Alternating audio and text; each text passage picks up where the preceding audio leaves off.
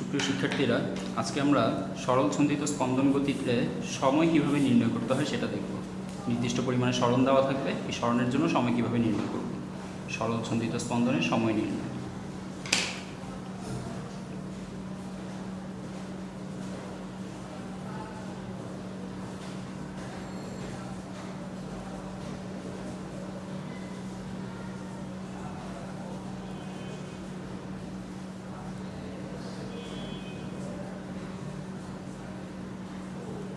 সরল ছন্দিত স্পন্দনের সময় নির্ণয়, এটা আমাদের আজকে 7 নম্বর লেকচার, 07 লেকচার। ওকে, তো আমরা প্রথমে একটা কোয়েশ্চেন নিয়ে নিই।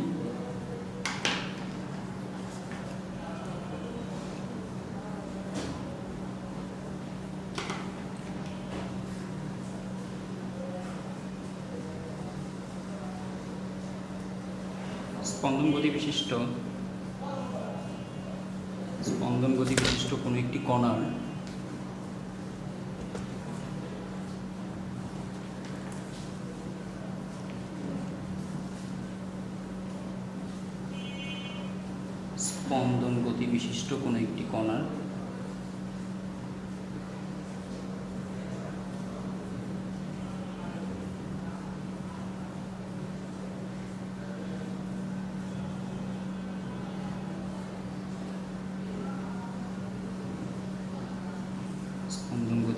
কোনো একটি কণার পর্যায়কাল যদি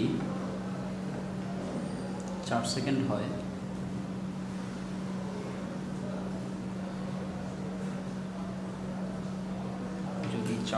হয়, তবে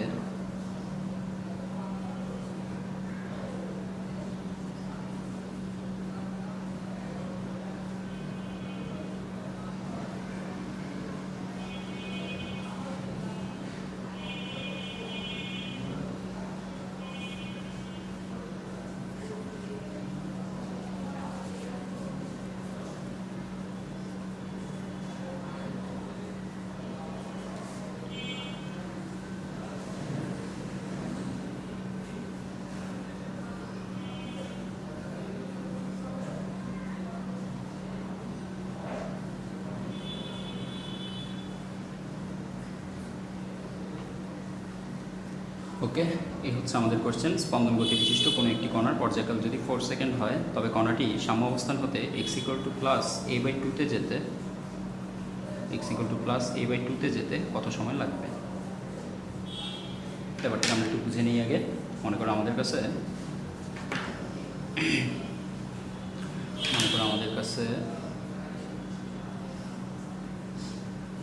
এরকম একটা সরল দোলক দেওয়া আছে। সরল দোলকটার সর্বোচ্চ বিস্তার হচ্ছে প্লাসে এবং এইদিকে সর্বনিম্ন বিস্তার হচ্ছে মাইনাসে।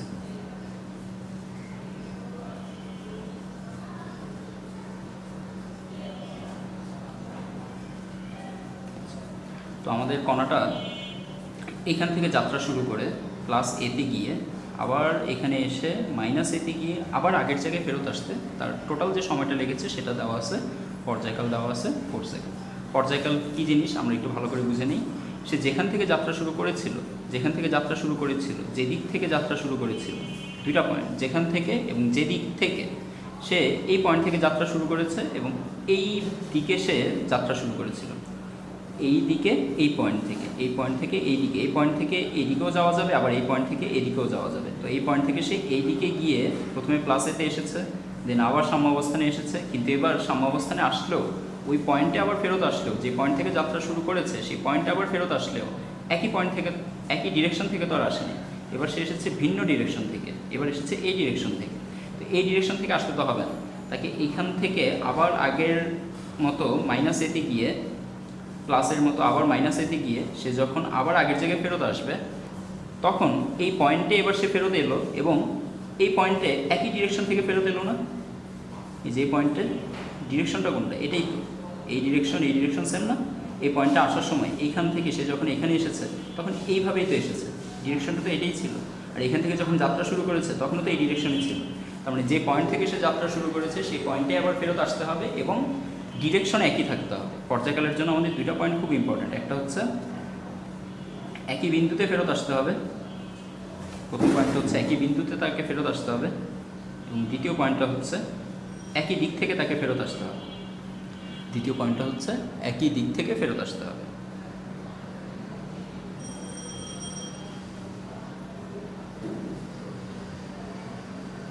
তাহলে একই বিন্দুতে একই দিক থেকে আবার যাত্রা শুরু করার জন্য বা আবার একই ঘটনা রিপিট করার জন্য তার যে সময়টা লাগবে সেটাকে আমরা পর্যায়কাল বলব। এখান থেকে গিয়ে এই পয়েন্টটা থেকে গিয়ে এই পয়েন্টটা থেকে গিয়ে এই পয়েন্টটা থেকে এই ডিরেকশনে গিয়ে আবার মাইনাস এতে এসে আবার এই পয়েন্টে যখন ফেরত আসতেছে তখন ডিরেকশন একই থাকতেছে, একই বিন্দুতে আসলো, একই দিক থেকে আসলো, এই জন্য এটার আমরা পর্যায়কাল বলব। পর্যায়কাল পরপর একই পর্যায়কাল পরপর তার দশা একই হয়ে যাবে, তার অবস্থান একই হয়ে যাবে, তার দিকও একই হয়ে যাবে। অর্থাৎ প্রতি একটা টাইম পিরিয়ড পরপর, প্রতি একটা নির্দিষ্ট পর্যায়কাল পরপর, যেমন এখানে তার পর্যায়কাল হচ্ছে 4 সেকেন্ড, তার মানে প্রতি 4 সেকেন্ড পরপর সে একই অবস্থানে চলে আসবে, একই দিক থেকে ওই অবস্থানে আসবে এবং একই দশাতে চলে আসবে। অর্থাৎ 4 সেকেন্ড আগে সে যেখানে যাত্রা শুরু করেছিল সেখানে তার আদি দশা যা ছিল এখানেও তার দশাটা একই থাকবে। ঠিক আছে?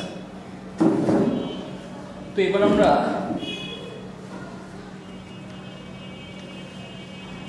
যদি প্লাস a/2 বুঝতে চাই তাহলে একটু খেয়াল করি, এখান থেকে এই পুরাটা হচ্ছে এ, তাহলে এইটার ঠিক অর্ধেক ধরলাম, এটা হচ্ছে ঠিক অর্ধেক। তার মানে এই জায়গায় আসতে গোলকটার স্পন্দন গতিতে যে সময়টা লাগলো সেই সময়টা আমাদেরকে বের করতে হবে। এখান থেকে এই জায়গাটার আমরা ধরে নিলাম +a/2, আর এখান থেকে এই জায়গাটা হচ্ছে প্লাস। তো সাম্য অবস্থান থেকে +a/2-তে আসতে তার যে সময়টা লেগেছে সেই সময়টা আমাদের এখন বের করতে হবে। সময়টাকে আমরা ধরে নিলাম স্মল টি। ওকে, তো এই স্মল টি মান বের করার জন্য আমরা এই সরল দোলকটাকে আমরা আমাদের ফেজর ডায়াগ্রামের মধ্যে ইমপ্লিমেন্ট করি। আমরা আমাদের ফেজর ডায়াগ্রামে যদি পুরো ঘটনাটাকে বসাই তাহলে আমরা দেখতে পাচ্ছি আমাদের এখানে যাত্রা শুরু করেছিল গোলকটা সাম্য অবস্থান থেকে। তো এটাকে যদি আমরা আমাদের সাম্য অবস্থান ধরে নিই, আমাদের গোলকটা এবার এই পয়েন্ট থেকে যাত্রা শুরু করবে, এই সাম্য অবস্থান থেকে যাত্রা শুরু করবে। একটু খেয়াল করে দেখো, সাম্য অবস্থান থেকে সে প্রথমবার আসছে প্লাস এতে, এখান থেকে দেখো সাম্য অবস্থান থেকে সে প্রথমবার আসবে প্লাস এতে, প্লাস এ থেকে সে আসবে আবার সাম্য অবস্থানে, প্লাস এ থেকে সে দেখো সাম্য অবস্থানেই আসছে কিন্তু অপোজিট ডিরেকশনে। এই পয়েন্ট আর এই পয়েন্ট একই জায়গায় না, এই পয়েন্টের বিপরীতে আছে এই পয়েন্ট, আবার এই পয়েন্টের বিপরীতে আছে এই পয়েন্ট। প্লাস এ থেকে গোলকটা আবার যখন সাম্য অবস্থানে আসতেছে তখন সাম্য অবস্থানে আসলেও ঠিক একই ডিরেকশনে আসেনি, অপোজিট ডিরেকশনে আসছে। এই পয়েন্ট থেকে যখন যাত্রা শুরু করেছিল তখন এইভাবে যাত্রা শুরু করেছিল, এই পয়েন্টটাও সাম্য অবস্থান, এটাও সাম্য অবস্থান। এবার এই সাম্য অবস্থানে যখন এসেছে তখন এই ডিরেকশন থেকে আসছে। তাহলে এইখান থেকে এই পর্যন্ত টাইমকে আমরা পর্যায়কাল বলতে পারবো না। এখানে অনেকগুলো কারণ বলা যায়। প্রথমত হচ্ছে সে পুরো একটা কম্পন তো সম্পন্ন করেনি, দেখাই যাচ্ছে। দ্বিতীয়ত হচ্ছে ডিরেকশন ম্যাচ করতেছে না। তৃতীয়ত হচ্ছে সাম্য অবস্থানে আসছে তবে ঠিক ওই পয়েন্টটাতেই আবার আসেনি, তাকে ঠিক ওই পয়েন্টে আবার আসতে হবে। তো ওই পয়েন্টে কীভাবে আসবে? এখান থেকে তো গেল, গিয়ে সাম্য অবস্থানে আসলো, সাম্য অবস্থান থেকে আবার যাবে নেগেটিভ এক্সট্রিমের দিকে। তাহলে এই সাম্য অবস্থান থেকে সে আবার গেল এই নেগেটিভ এক্সট্রিমের দিকে -a। এবার নেগেটিভ এক্সট্রিম থেকে আবার সে সাম্য অবস্থানের দিকে আসবে, নেগেটিভ এক্সট্রিম থেকে আবার সাম্য অবস্থানের দিকে আসলো। দেখো এবার যখন সাম্য অবস্থানে আসতেছে এই ডিরেকশনে সে সাম্য অবস্থানে আসে বা আসলো। তো এই ডিরেকশনে সাম্য অবস্থানে আসার পরবর্তীতে সাম্য অবস্থানে আসার সাথে সাথে তার একটা পূর্ণ কম্পন সম্পন্ন হবে। যে বিন্দু থেকে যাত্রা শুরু করেছিল আবার সেই বিন্দুতে এসে হাজির হবে এবং একই দিক থেকে এসে হাজির হবে। প্রথমবার এই দিক থেকে যাত্রা শুরু করেছিল, দ্বিতীয়বার একই দিক থেকে এসে হাজির হবে। তাহলে আমরা বলতে পারতেছি এইখান থেকে এই জায়গায় আসার যে টোটাল টাইম সেই টাইমটা হচ্ছে 4 সেকেন্ড। পর্যায়কাল হচ্ছে এখানে 4 সেকেন্ড। তো এখন আমাদেরকে জিজ্ঞেস করছে কণাটি সাম্য অবস্থান থেকে যদি x = +a/2-তে যায়, তার মানে কণাটা যাত্রা শুরু করেছে সাম্য অবস্থান থেকে। সাম্য অবস্থান থেকে যখন যাত্রা শুরু করবে তখন আমাদের আদি দশা হবে 0 ডিগ্রি। ঠিক এই বিন্দু থেকে যখন আমি যাত্রা শুরু করব তখন আমার কোনো আদি দশা নেই, 0 ডিগ্রি। তো এখান থেকে এবার আমি টি সময় যাব, যেতে যেতে যেতে যেতে এমন একটা পয়েন্টে আসবো যে পয়েন্ট থেকে প্রজেকশন আঁকলে এই এর ঠিক অর্ধেকে এসে সেটা পড়বে। পুরোপুরি অর্ধেক হয়নি, তারপরে ধরে নাও এটা হচ্ছে a/2, এটা হচ্ছে a/2, এটা হচ্ছে a/2, আমরা ধরে নিলাম এটা হচ্ছে a/2। তার মানে কণাটা দুলতে দুলতে এমন একটা পজিশনে আসবে যে পজিশন থেকে তার প্রজেকশনটা এর উপর আঁকলে বা এক্স অক্ষের উপর আঁকলে প্রজেকশনটা ঠিক 0 থেকে a এর ঠিক a/2-তে এসে ছেদ করে। এই দুটো পয়েন্টকে আমরা কানেক্ট করে দিলাম। এটা হচ্ছে আমাদের মূলবিন্দু ও, এই পয়েন্টের একটা নাম দিই বি, এ পয়েন্টের একটা নাম দিই সি। দেখো এখান থেকে কণাটা টি সময় পরে যখন এই জায়গায় আসছে তখন বিস্তারের মধ্যে তার a/2 পরিমাণ বিস্তার কমপ্লিট হয়েছে। এখান থেকে যখন এই জায়গায় আসবে তখন আমাদের এক্সের ভ্যালু হচ্ছে a/2। আবার এখান থেকে যখন এই জায়গায় আসবে তখন আমাদের এক্সের ভ্যালু হচ্ছে a। আবার এখান থেকে যখন যাত্রা শুরু করতেছে তখন আমাদের এক্স হচ্ছে 0। ওকে, তো x = 0 থেকে x = a/2 আসতে তার যেই সময়টা লাগলো সেই সময়টাকে আমরা ধরে নিলাম t। তো এবার এইখান থেকে এই জায়গায় আসতে কণাটার কৌণিক সরণ কতটুকু হলো, এখান থেকে এই জায়গায় আসতে এই লাইন থেকে তার কৌণিক সরণ কতটুকু হলো, আমরা দেখতে পাচ্ছি এখানে তার কৌণিক সরণ হয়েছে থিটা। ওকে, এবার এই থিটা সমান সমান আমরা জানি থিটা সমান সমান হচ্ছে কৌণিক কম্পাঙ্ক বা কৌণিক বেগ ইন্টু সময়। ওকে, তাহলে আমাদের এই সময়টা বের করার জন্য থিটার মান জানতে হবে, ওমেগার মান জানতে হবে, তাহলে আমরা টি এর ভ্যালুটা পেয়ে যাব। থিটার মান টি এর মান বের করতে গেলে থিটাকে জানতে হবে, ওমেগাকে জানতে হবে। এখন দেখো আমরা কি এখানে থিটাটা জানি? আমরা চাইলেই বের করতে পারবো থিটা। কীভাবে? দেখো এই জায়গার যে কোণ, এই কোণটাকে আমরা ধরে নিলাম থিটা প্রাইম। থিটা প্রাইম বের করার জন্য আমরা এখানে একটা সমকোণী ত্রিভুজ পেয়েছি। এই হচ্ছে সমকোণী ত্রিভুজের সমকোণ। তো সমকোণী ত্রিভুজে এই বাহুটাকে যদি আমরা ভূমি বলি আর এটাকে যদি অতিভুজ বলি, তাহলে এখান থেকে আমরা লিখতে পারি cos থিটা প্রাইম সমান সমান ভূমি ডিভাইডেড বাই অতিভুজ। ওকে, বা থিটা প্রাইম সমান সমান cos ইনভার্স 1, ভূমি হচ্ছে a/2 ডিভাইডেড বাই অতিভুজ হচ্ছে a। তাহলে এখান থেকে থিটা প্রাইম সমান সমান আসবে cos ইনভার্স 1 হাফ। আমরা জানি cos হাফের ভ্যালু হচ্ছে 60 ডিগ্রি, তাহলে এখানে আসবে 60 ডিগ্রি। ওকে,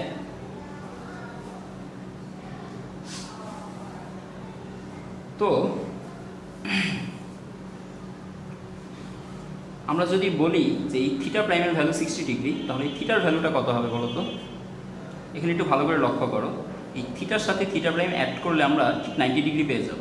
এই যে এই অ্যাঙ্গেলটা হচ্ছে 90 ডিগ্রি, এই পুরো অ্যাঙ্গেলটা হচ্ছে 90 ডিগ্রি। এবার এখানে থিটা আর থিটা প্রাইম মিলে 90 ডিগ্রি গঠন করেছে, তাহলে আমরা বলতে পারি theta plus theta prime equals 90 degree.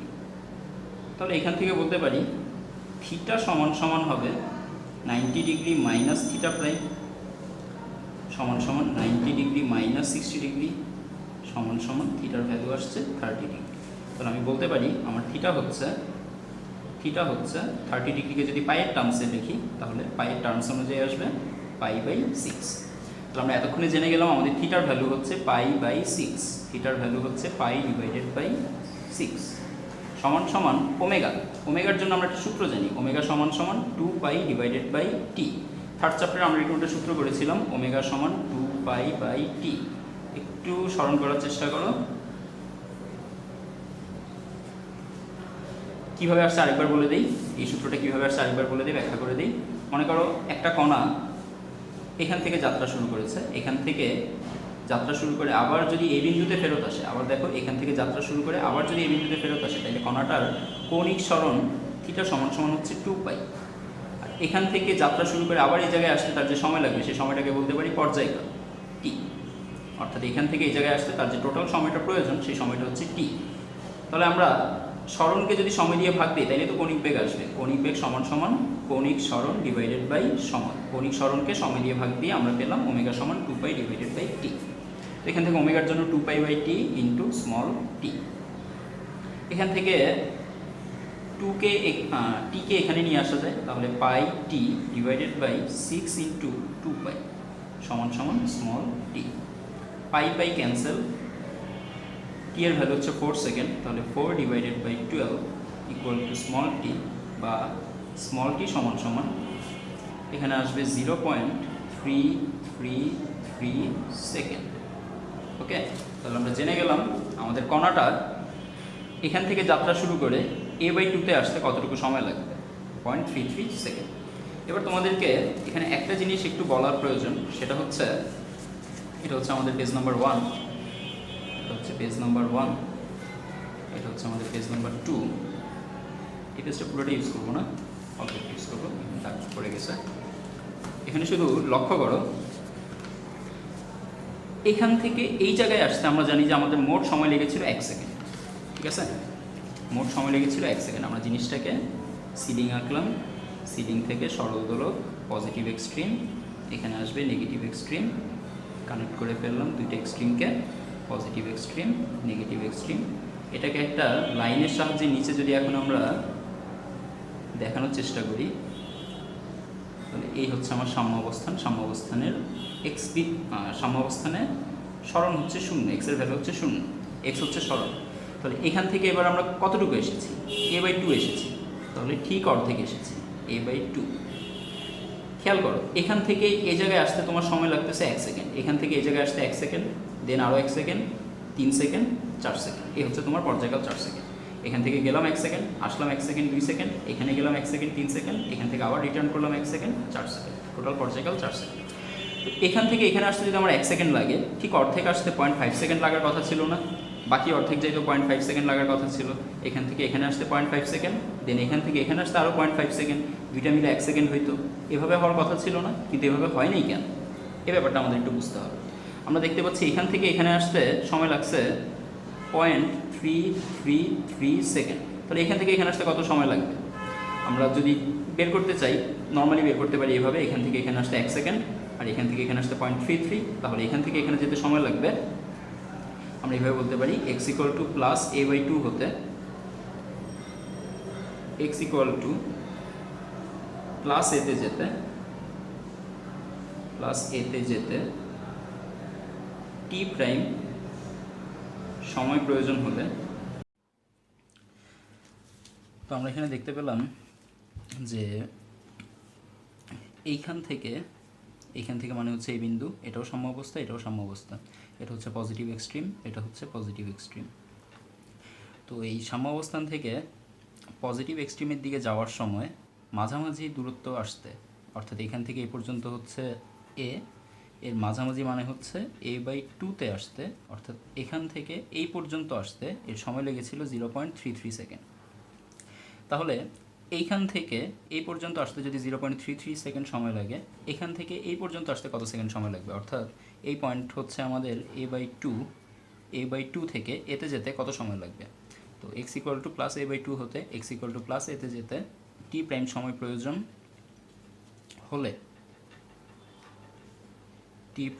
প্রয়োজন হলে আমরা বলতে পারি t prime plus t equals 1 second.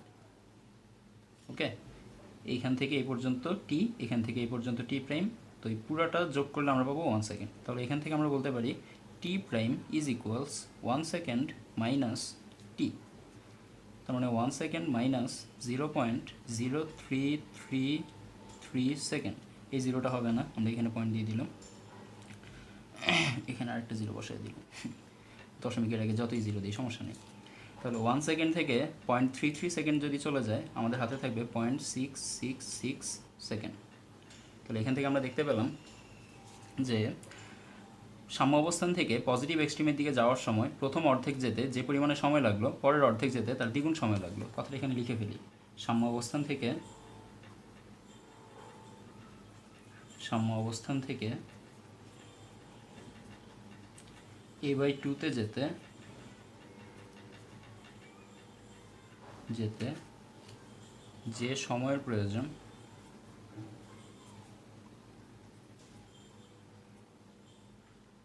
a/2 হতে এতে যেতে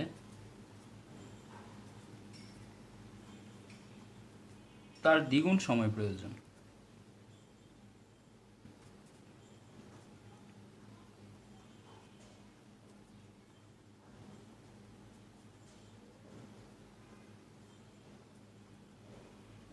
এখন কথাটা হচ্ছে কেন এখান থেকে এখানে আসতে যে সময় লাগবে, এখান থেকে এখানে যেতে তার দ্বিগুণ সময় লাগবে। আমাদের প্রশ্নের উত্তরটা জানার জন্য আমরা যদি বেগ এবং ত্বরণ নিয়ে আলোচনা করি, তাহলে আমাদের ব্যাপারটা ক্লিয়ার হয়ে যাবে।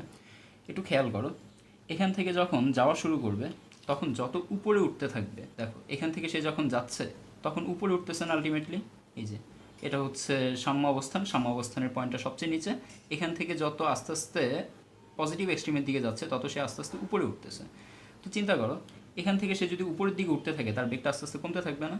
এখান থেকে যত এদিকে যাবে আস্তে আস্তে বেগ কমবে, বেগ কমতে কমতে কমতে কমতে এখানে এসে বেগ হয়ে যাবে 0, তাই না? আবার এখান থেকে বেগ নিচের দিকে নামতে থাকলে আস্তে আস্তে বাড়তে থাকবে বেগ, বেগ বাড়তে বাড়তে বাড়তে বাড়তে যখন এখানে আসবে তখন বেগটা হয়ে যাবে ম্যাক্সিমাম। আবার এখান থেকে বেগ নেগেটিভ এক্সট্রিমের দিকে যাওয়ার সময় বেগের মান কমতে থাকবে কমতে থাকবে কমতে কমতে কমতে কমতে এখানে এসে আবার বেগের মান হয়ে যাবে 0। আবার এখান থেকে বেগ নিচের দিকে নামতে থাকলে বাড়বে, বাড়তে বাড়তে বাড়তে বাড়তেই সাম্য অবস্থানে এসে আবার হয়ে যাবে ভি ম্যাক্স। তাহলে আমরা দেখতে পাচ্ছি এই জায়গায় আমাদের বেগের মান 0, এখানেও বেগের মান 0, এখানে বেগের মান হচ্ছে সর্বোচ্চ। তো প্রথমে যখন এখান থেকে চলা শুরু করছে আমরা ধরে নিলাম প্রথমে আমরা এখান থেকে একটা ধাক্কা দিয়ে তাকে উপরের দিকে উপরের দিকে ঠেলে দিলাম। উপরের দিকে সে যখন যাবে যেতে যেতে কোনো একটা পয়েন্টে গিয়ে তার বেগ 0 হয়ে যাবে, সেখান থেকে আবার নামা শুরু করবে, নামতে নামতে এই পয়েন্টে এসে আমরা যেই বেগে তাকে ধাক্কা দিয়েছিলাম এখানে এসে ঠিক সেই বেগ প্রাপ্ত হবে। তাহলে এখান থেকে আমরা বলতে পারি যে এই বিন্দু থেকে সাম্য অবস্থান থেকে যে কোনো এক্সট্রিমের দিকে যাওয়ার সময় তার বেগ আস্তে আস্তে কমে। এখানেও ম্যাক্সিমাম থেকে আস্তে আস্তে উপরের দিকে যাইতে থাকলে 0, আবার এখানে ম্যাক্সিমাম এখান থেকে উপরের দিকে যাইতে থাকলেও আস্তে আস্তে 0 হয়ে যাবে।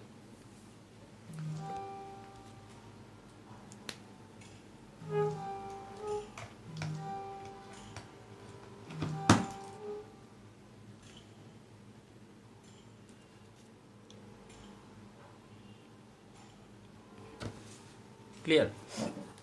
তাহলে আমরা দেখতে পাচ্ছি যে এখান থেকে যখন যাওয়া শুরু করছে তখন তার বেগটা কমতেছে। তো বেগ কমলে কী হবে একটু চিন্তা করে। এখান থেকে বেগ কমতে থাকলে এখান থেকে এই জায়গায় যখন যাবে তখন এখানে তো বেগ সবচেয়ে বেশি, এখানে যাইতে যাইতে মনে করো বেগটা তার কিছুটা কমে মনে করো অর্ধেক হয়ে গেছে। তো এইখানে সর্বোচ্চ বেগ নিয়ে যত সে যাইতে থাকবে প্রথম তো তার সময়টা একটু কম লাগবে, এই কারণে যে যত সে যাচ্ছে তত তার বেগের মান কমতেছে। দেখো এখান থেকে এই জায়গায় যাওয়ার সময় এই প্রত্যেকটা পয়েন্টে বেগের মান যত, এই পয়েন্টগুলোতে বেগের মান তত না। এখান থেকে এই জায়গায় যেতে বেগ বেশি সবচেয়ে, একটু কমছে, অল্প একটু কমছে, তার চেয়ে একটু কমছে, তার চেয়ে একটু কমছে।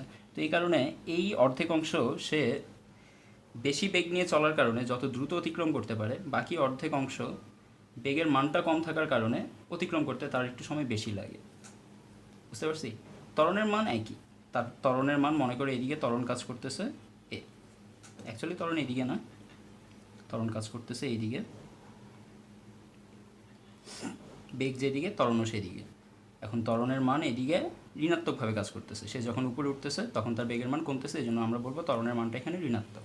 তো ঋণাত্মক ত্বরণে চলার কারণে আস্তে আস্তে বেগ কমবে, কিন্তু প্রথম অর্ধেকে বেগের মান যা ছিল পরের অর্ধেকে বেগের মান তার চেয়ে অনেক কম হয়। এই দুইটা পয়েন্টের কথা চিন্তা করি, এখানে বেগ ম্যাক্সিমাম, এখানে বেগ মনে করো ম্যাক্সিমাম থেকে কিছুটা কমছে, আর এখান থেকে চিন্তা করো ম্যাক্সিমাম থেকে কিছুটা কমার পর এখানে শুধু 0 হয়ে গেছে। তার মানে এই ডিস্টেন্সটা অতিক্রম করতে তার তো অনেক সময় লাগবে, কারণ এখানে বেগ প্রায় 0-এর কাছাকাছি, কিন্তু এখানে বেগ তো 0 না।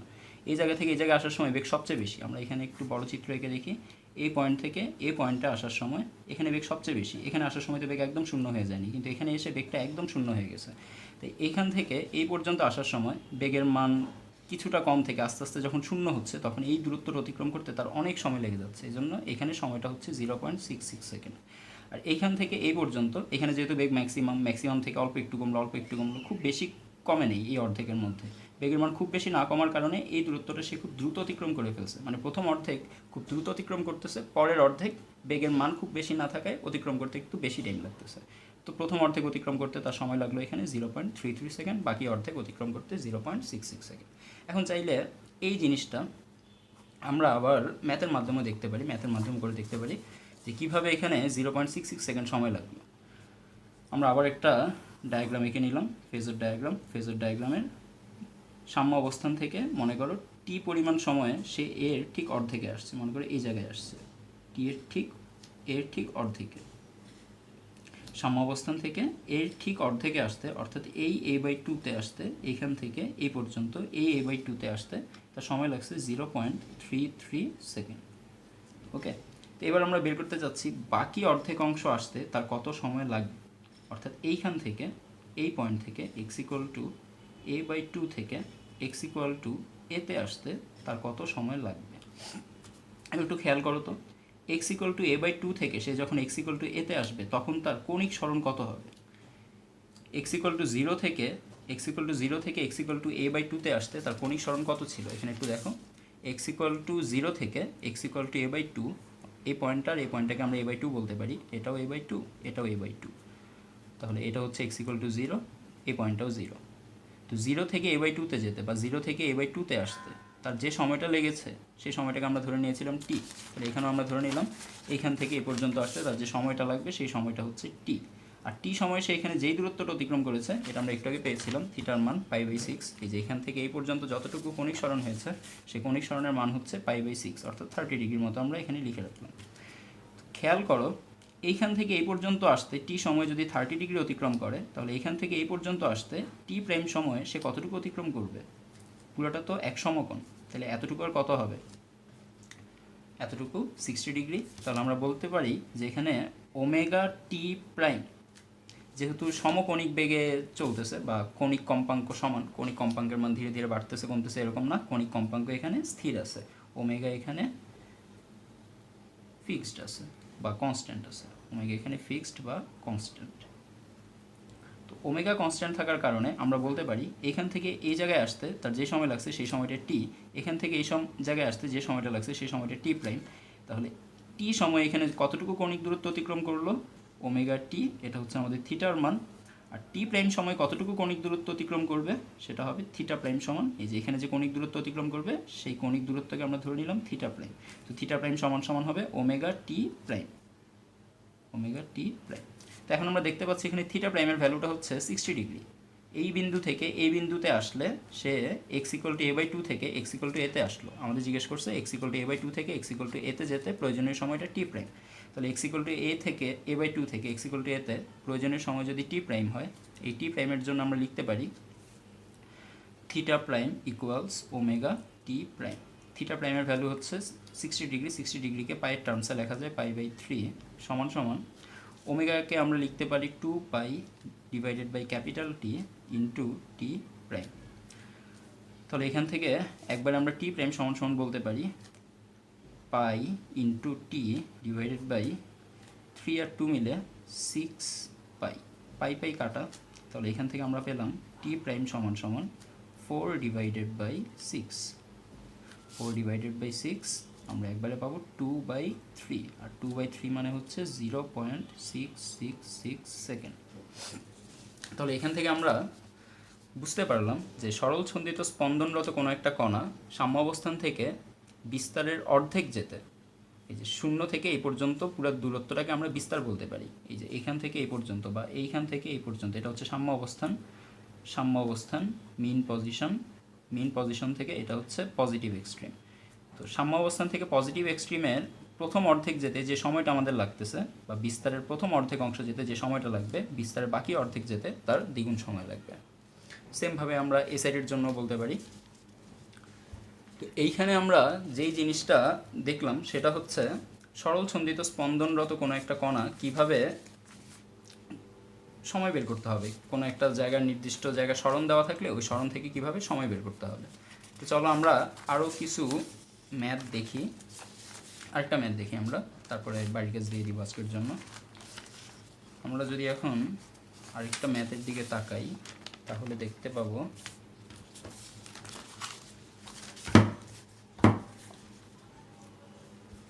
আরেকটা ম্যাথের দিকে তাকাই।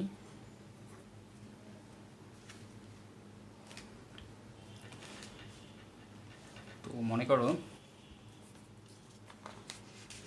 এবার আমাদের কাছে দেয়া আছে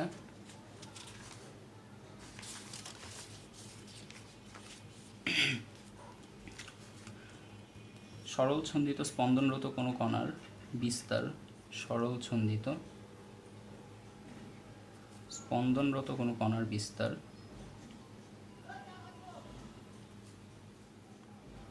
স্পন্দনরত কোনো কণার বিস্তার ধরো দেওয়া আছে 8 সেন্টিমিটার। কণাটির পর্যায়কাল বলা আছে, কণাটির পর্যায়কাল বলা আছে মনে করো 6 সেকেন্ড। ওকে, তো আমাদেরকে জিজ্ঞেস করেছে কণাটি সাম্য অবস্থান হতে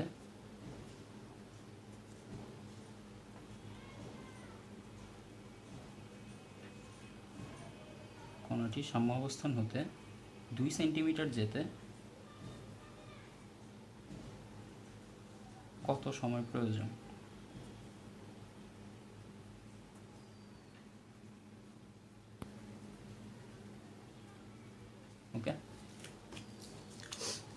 আমরা প্রথমে একটা বৃত্ত এঁকে ফেলি সহজে ঝটপট কমপ্লিট করার জন্য, সলভ করার জন্য। বৃত্তে আমরা ধরে নিলাম এটা হচ্ছে আমাদের সাম্য অবস্থান, এটাও একটা সাম্য অবস্থান, এটাও একটা সাম্য অবস্থান। আর এই ব্যাপারটাকে আমরা নিচে এই সার্কুলার ডায়াগ্রামের নিচে একটা স্ট্রেইট লাইনে দেখানোর চেষ্টা করি। এটা যদি সাম্য অবস্থান হয় এই বিন্দুটা হবে সাম্য অবস্থান। সাম্য অবস্থানে এক্স এর ভ্যালু হচ্ছে 0, এখানে এক্স এর ভ্যালু হচ্ছে এ, এখানে এক্স এর ভ্যালু হচ্ছে -a। এটাকে প্লাসে অথবা শুধু এ দিয়ে বললেও সমস্যা নেই।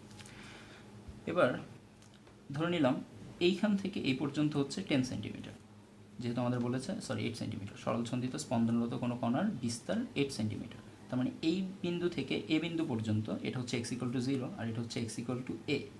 একে যেহেতু বিস্তার বলা হয় তার মানে এখানে আমাদের বিস্তারের ভ্যালু আছে 10 সেন্টিমিটার। ওকে, এর ভ্যালুটা 10 সেন্টিমিটার। এখানে অ্যাকচুয়ালি এ সমান সমান হচ্ছে 10 সেন্টিমিটার। এ সমান সমান 10 সেন্টিমিটার হওয়ার কারণে আমি যখন এই বিন্দু থেকে এই বিন্দুর দিকে অগ্রসর হব 1 centimetre, 2 centimetre, 3 centimetre, 4 centimetre, 5 centimetre, 6, 7, 8, 9 করে 10 পর্যন্ত আসবে এভাবে আর কি। তো এবার আমার বের করতে হবে যেটা, সেটা হচ্ছে 2 সেন্টিমিটার যেতে কত সময় লাগবে। তো ধরে নিলাম মনে করো এই পর্যন্ত হচ্ছে মনে করো 5 সেন্টিমিটার, এই পর্যন্ত হচ্ছে 2.5, তাহলে মনে করো এই পর্যন্ত হচ্ছে 2 সেন্টিমিটার। এই পর্যন্ত আসতে আমার কত সময় লাগবে। তো এই বিন্দুতে আসার জন্য আমার এইখান থেকে কণাটার প্রজেকশন ঠিক এই বিন্দুতে এসে পড়তে হবে। তো আমরা ধরে নিলাম আমাদের কণাটা ঘুরতে ঘুরতে যখন এই জায়গায় আসছে তখন কণাটার প্রজেকশনে এসে পড়েছে এই x সমান সমান।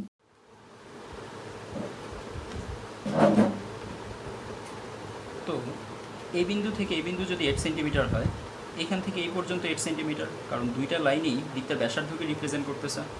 তাহলে আমরা এখান থেকে বলতে পারি এই পর্যন্ত হচ্ছে 8 সেন্টিমিটার, এই বাহুটা হচ্ছে 8 সেন্টিমিটার। তাহলে বলো তো এখানে কত ডিগ্রি অ্যাঙ্গেল তৈরি হবে। ধরে নিলাম এখানে থিটা প্রাইম অ্যাঙ্গেল তৈরি হবে। আর কণাটা এইখান থেকে এই পর্যন্ত আসতে, অর্থাৎ এইখান থেকে এই পর্যন্ত আসতে মানে x=0 থেকে x=2 সেন্টিমিটার আসতে তার যে সময়টা লেগেছে সেই সময়টাকে ধরে নিলাম t। তো t সময় সে এখানে যে কোণটা অতিক্রম করলো, t সময় তার যে কণিক সরণ হলো, সেই কণিক সরণ থিটা সমান সমান আমরা বলবো ওমেগা টি। তো এই থিটাকে পাওয়ার জন্য আমাদের প্রথমে থিটা প্রাইমকে বের করে নিতে হবে। থিটা প্রাইমকে বের করতে পারলেই আমরা এই থিটাকেও পেয়ে যাবো, যেহেতু এটা 90 ডিগ্রি, 90 ডিগ্রি থেকে থিটা প্রাইমকে বাদ দিলে থিটা চলে আসবে। একটু আগে যেটা দেখলাম আর কি এরকম। তাহলে এই থিটা প্রাইমের জন্য আমরা বলতে পারি cos থিটা প্রাইম ইকুয়ালস ভূমি ডিভাইডেড বাই অতিভুজ। এখানে ভূমি হচ্ছে 2 সেন্টিমিটার আর অতিভুজ হচ্ছে 8 সেন্টিমিটার। এই হচ্ছে অতিভুজ 8 সেন্টিমিটার। তাহলে এখানে আমরা বলতে পারি 8 centimetre 2 centimetre divided by 8 centimetre সমান সমান আসবে থিটা প্রাইম সমান সমান আসবে cos inverse 1/4। cos inverse 1/4। cos inverse 1/4 এর ভ্যালুটা আমরা এখানে বসাই দিব।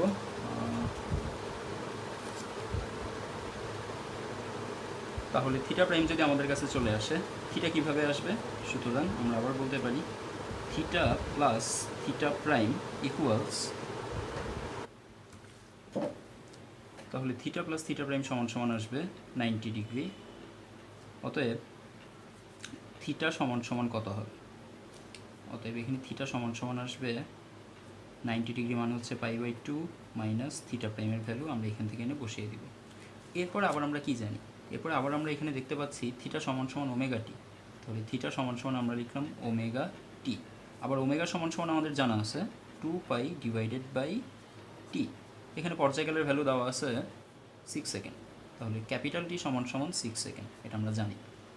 তাহলে থিটার জন্য আমরা থিটার ভ্যালুটা এনে এখানে বসিয়ে দিব সমান সমান ওমেগার জন্য আমরা পাবো 2π ডিভাইডেড বাই ক্যাপিটাল টি এর ভ্যালু হচ্ছে 6 সেকেন্ড, বসাই দিলাম 6 ইন্টু টি। তাহলে আমাদের এখানে টি সমান সমান আসবে একবারে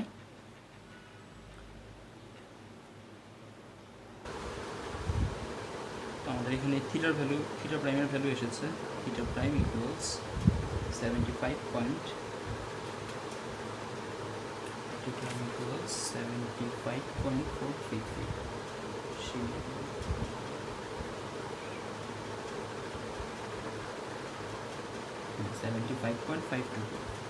থিটা প্রাইম হচ্ছে 75.522 ডিগ্রি। এটাকে রেডিয়ানে কীভাবে নিব, আশা করি সবাই জানি রেডিয়ানে কীভাবে নিব। পাই বাই 180 ইন্টু 75 ডিগ্রি করলেই আমরা রেডিয়ানে চলে যেতে পারবো। এটাকে রেডিয়ানে নেওয়া খুব বেশি কঠিন কাজ না।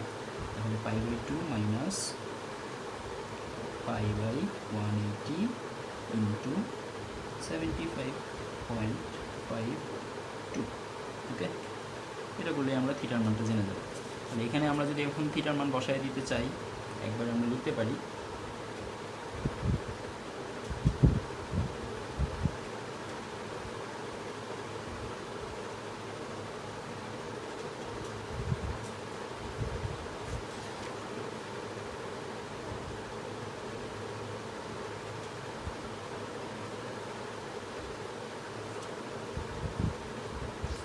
ওকে। তাহলে এখান থেকে আমরা পাবো থিটা সমান সমান 180, এখানে আসবে 90 পাই, 180 কত করে 90 সাথে পাই 90 পাই মাইনাস 75.52 পাই 522 পাই। ওকে,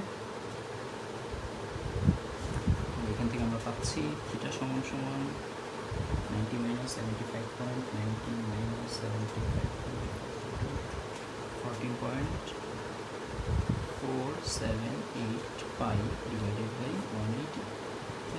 এই মানটা আমরা এখানে বসিয়ে দিই, 14.48 পাই লিখে ফেললাম ডিভাইডেড বাই 180। ওকে, তাহলে দুই পাশ থেকে আমরা পাই কাটাকাটি করলে টি এর জন্য আসবে 6 into 14.48 divided by 180 into 2. Let's calculate 6 into 14.48 divided by 180 into 2. তাহলে t সমান সমান পাওয়া গেল 0.241 সেকেন্ড। ওকে, নর্মালি একটু হিসাব করে নিই, টোটাল পুরোটা হচ্ছে 6 সেকেন্ড। এখান থেকে এই জায়গায় যাবে, এখানে আসবে, এই জায়গায় যাবে, আবার এখানে আসবে 6 সেকেন্ড। এখান থেকে শুরু করছে 0 সেকেন্ডে, এখান থেকে এখানে যেতে 1.5 সেকেন্ড, আরও 1.5 সেকেন্ড, 3 সেকেন্ড, আরও 1.5 সেকেন্ড, 4.5 সেকেন্ড, আরও 1.5 সেকেন্ড, 6 সেকেন্ড। মানে এই রাস্তাটা মনে হতে পারে যে 0.75 সেকেন্ডে অতিক্রম করার কথা না। এই রাস্তাটা অতিক্রম করতে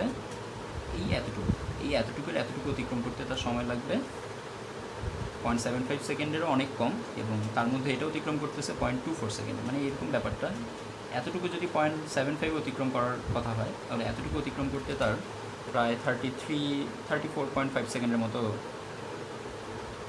0.75 তো 0.345 সেকেন্ডের মতো লাগার কথা। মানে নর্মালি যদি আমরা হিসাব করি, এখান থেকে এই পর্যন্ত যেতে 1.5 সেকেন্ড।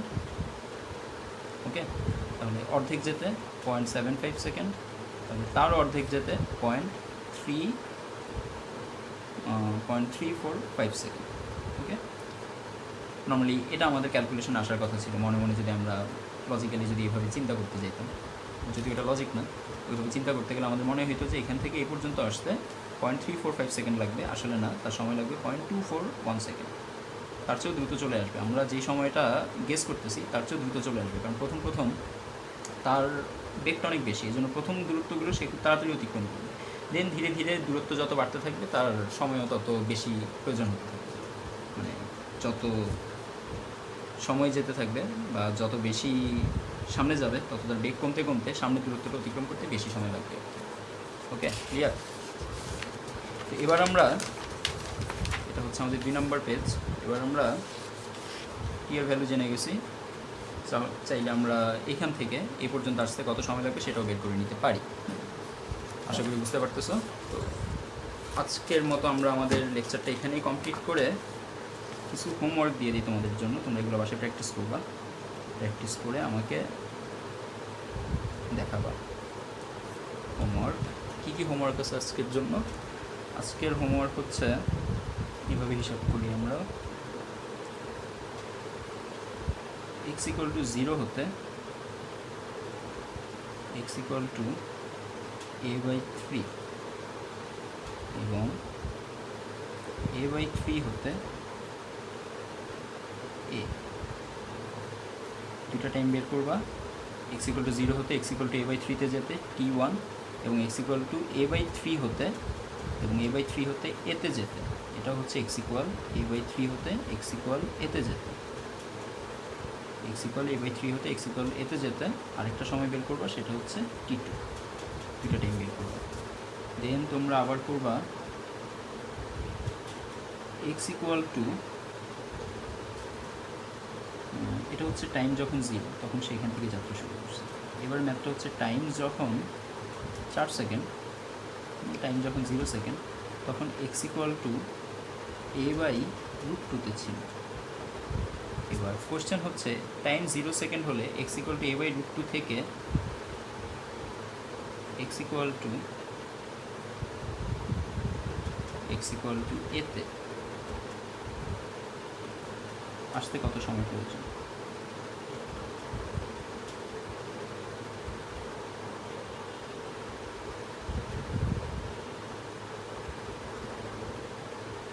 থার্ড কোশ্চেন,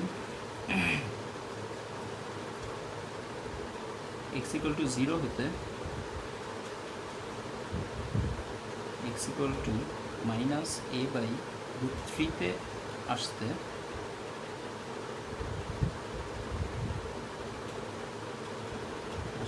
এবং সেখান থেকে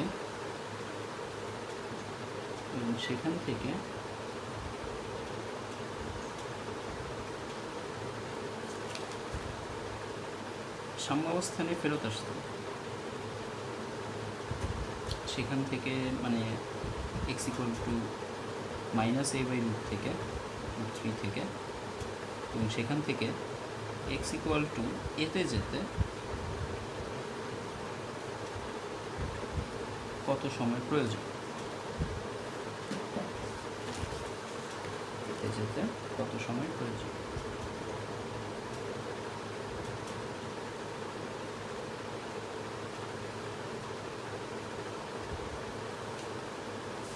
প্রত্যেকটার জন্য আমরা পর্যায়কালের মান, 3টা কোয়েশ্চেনের জন্য আমরা আমাদের পর্যায়কালের মান সেট করে দিলাম 10 সেকেন্ড। ওকে, প্রত্যেকটা কোয়েশ্চেনের জন্য পর্যায়কাল হচ্ছে 10 সেকেন্ড। তো তোমরা, এটা হচ্ছে থার্ড পেজ, তোমরা এই 7 নম্বর লেকচারটা, আজকে আমাদের লেকচার নাম্বার 7 গেল, লেকচার নাম্বার 7, এই 7 নং লেকচারটা তোমরা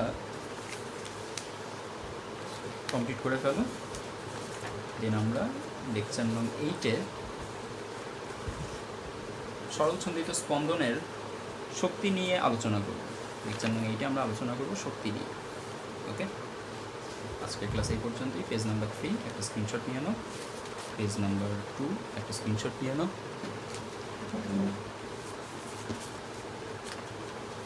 পেজ নাম্বার 2,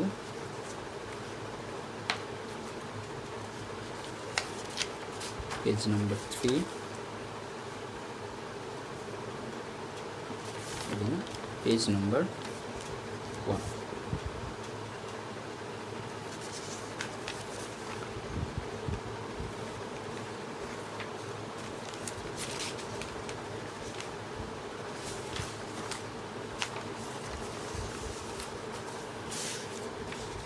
এটা 1-এর অপর পৃষ্ঠা, 1-এর অপর পেজ। ওকে, অপর পেজ, ঠিক আছে। আজকে তাহলে আমাদের ক্লাস এই পর্যন্তই। আমরা নেক্সট ক্লাসে শক্তি নিয়ে আলোচনা করতে যাচ্ছি। ততদিন পর্যন্ত ভালো থেকো, সুস্থ থেকো, খোদা হাফেজ।